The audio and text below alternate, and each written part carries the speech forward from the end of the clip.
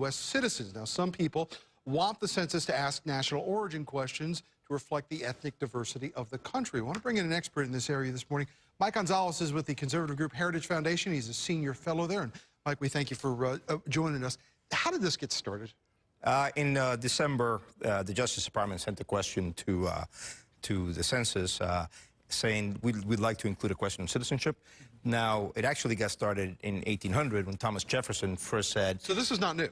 Oh, my God, no. There's nothing new about this. We've asked this question in 1820, 1830, from 1890 to 1950. We ask it today in the American Community Survey. It shows there's no undercount because of it. There's no evidence that it leads to any undercount. Why did we stop asking the question in 1950?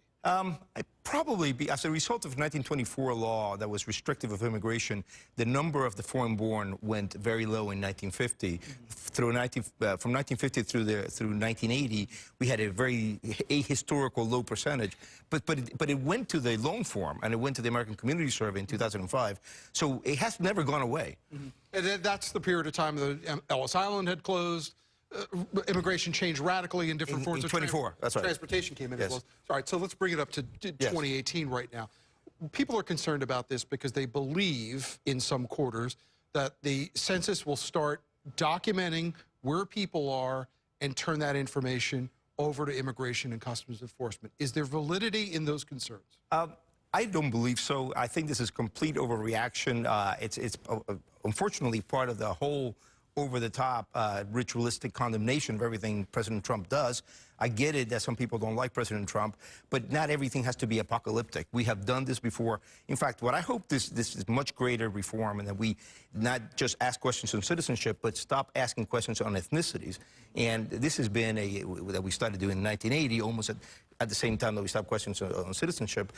And this has led to identity politics, and it's blown up in the last 40 years. So the census, generates these identities. We're Americans. It doesn't matter where we come from. Doesn't matter what race we are. It does matter that we're Americans, that we have solidarity towards one another. It's hard enough getting people to answer the census to begin with, but when you inject a controversy in this, doesn't it make it a little bit harder, though, if there is this element of fear amongst some of the population that their information is going to be used against them? Again, there's no evidence of that. Right now, in the American Community Survey, there's zero evidence that it leads to an undercount.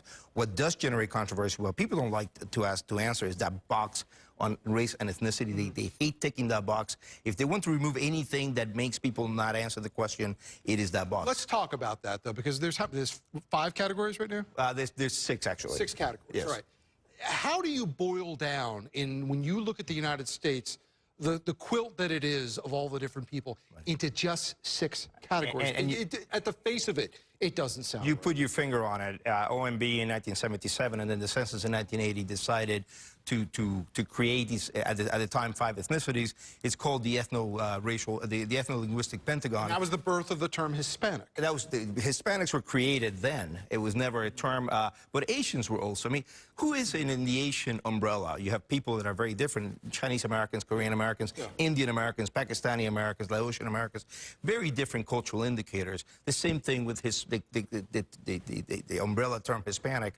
If we have to stop asking these questions, which, again, anecdotal evidence tells us people are much more, harassed and dislike the questions a lot more, and there's no evidence that a citizenship question is opposed by the people. And it's like asking somebody if they're Middle Eastern.